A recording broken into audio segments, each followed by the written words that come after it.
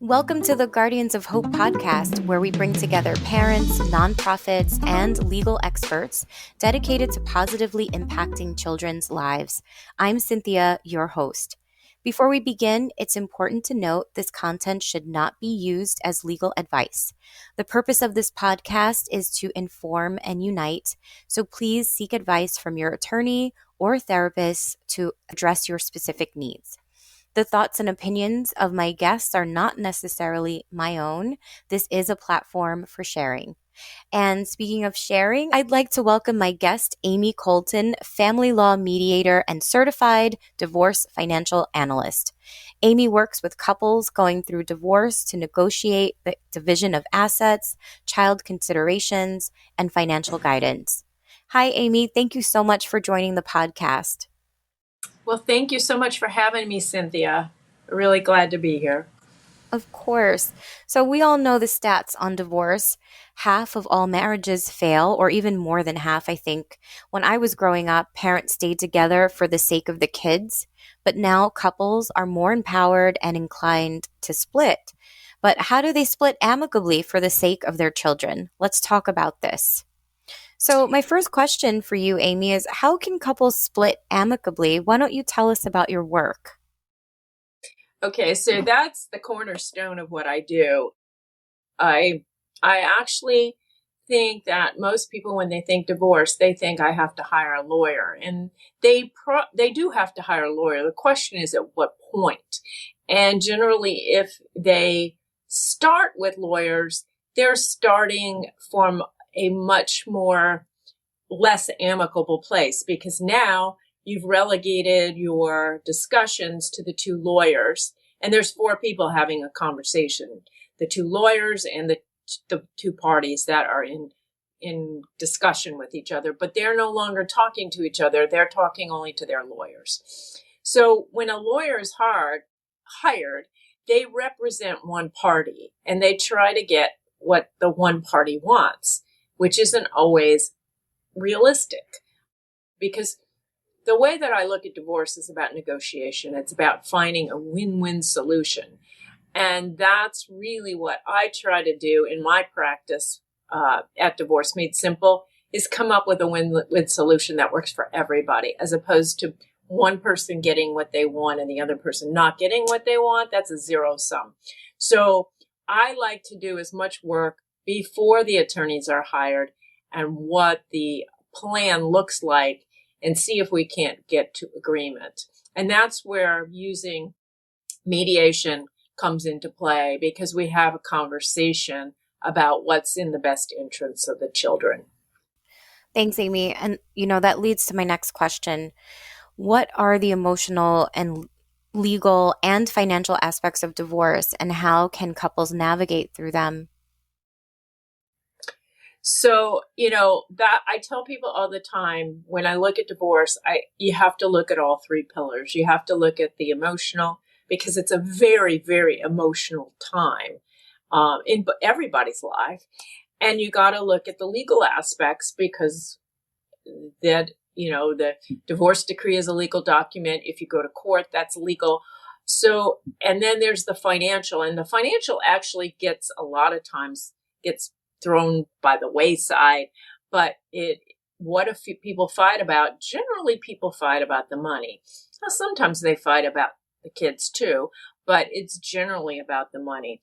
So the way I look at it is, hey, when you're going through this time, you need emotional support, whether you get it from a group of friends or a social network, or you hire a professional, but you do need emotional support. You do need legal support, which is why you hire an attorney. And the legal part of it is child support, spousal support, custody. Those are the legal things that come up during divorce. But then there's also the financial and tax part of it, which could be the marital home. Do we stay in it? Who stays in it? Can they afford a mortgage? Or do we sell it? All those decisions. That's usually a very big financial decision, because usually the marital home is the biggest asset that most couples have. But we also have to look at the other assets. How are they divided? Is there debt? How do we divide debt? What's the budget look like? Because I need to know if you're going to be able to survive after divorce. Because before it was two people contributing, now it's just one. And then investment selection. How are you going to manage your investments if there's investments involved? That all has to be taken into consideration on the financial and tax side. And the other thing that I always ask my clients is, who's going to take the child tax credits? Because sometimes it doesn't make sense for both parties to take it. Sometimes it does. I mean, if you make over a certain amount of money, you don't get to take the child tax credit.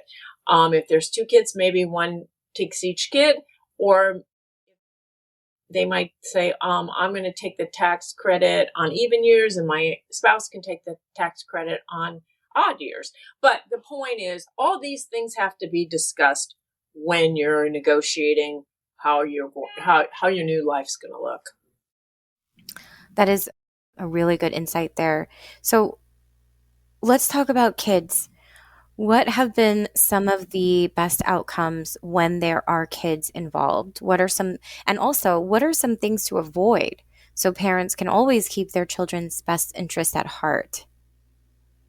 Well, first of all, I'm very fortunate because most people that I have worked with, and I've been doing this for about 7 years, most of the time they're in agreement about one thing and one thing only. They want to do what's best for the kids.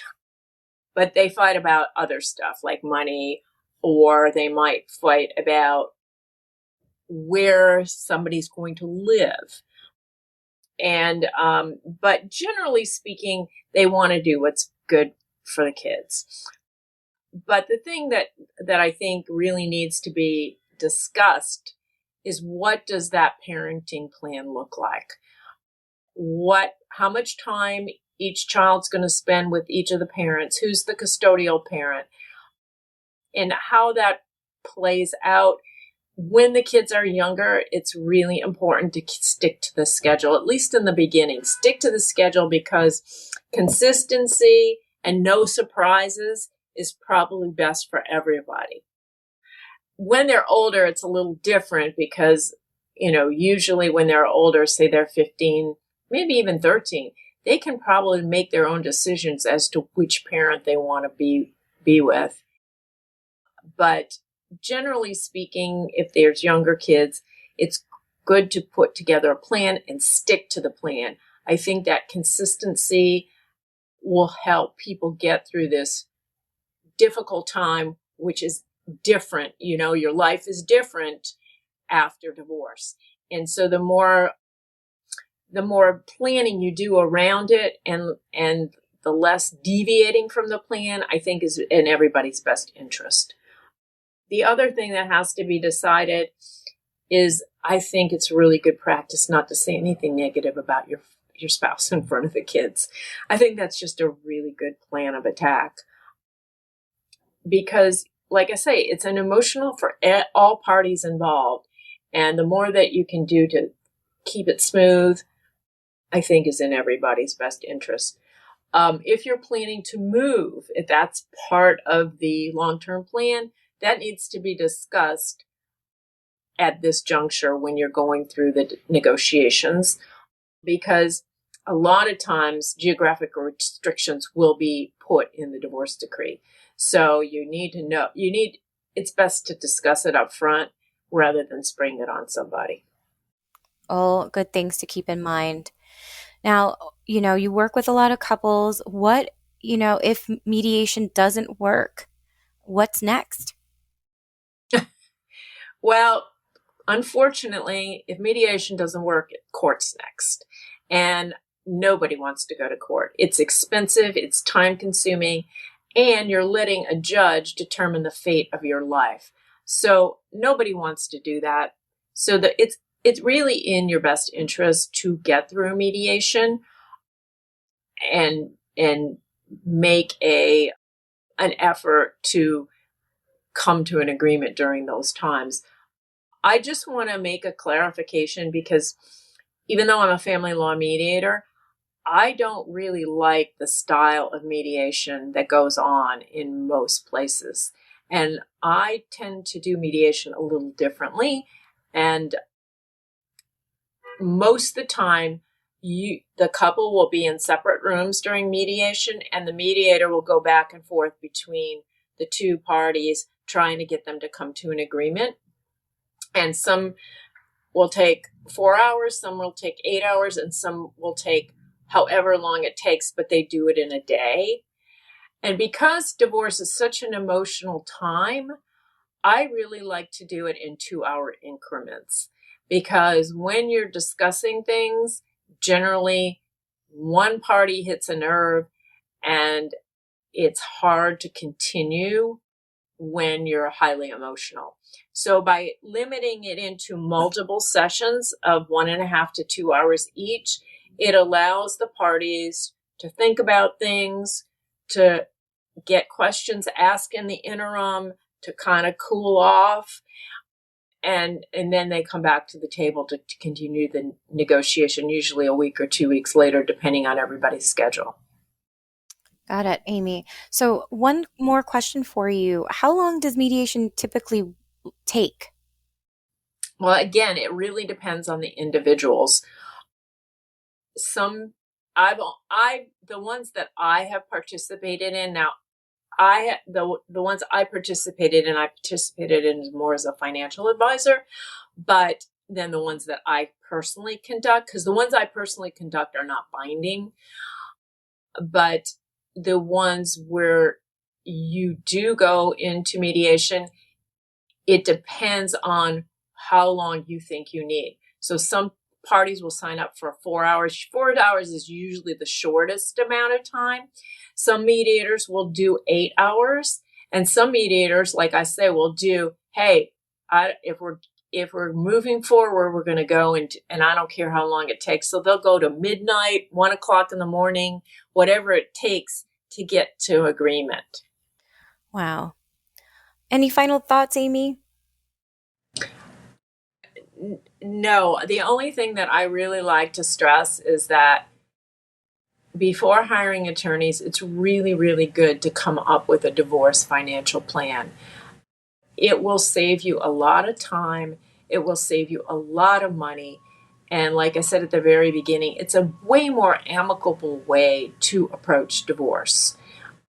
So rather than hiring attorneys off the bat, I've worked with couples where we've negotiated everything, and then I just turn it over to the attorney with all the information to write up the divorce decree. But that's the most expeditious way to do it, because typically if you hire an attorney, it's a 12 to 18 month process.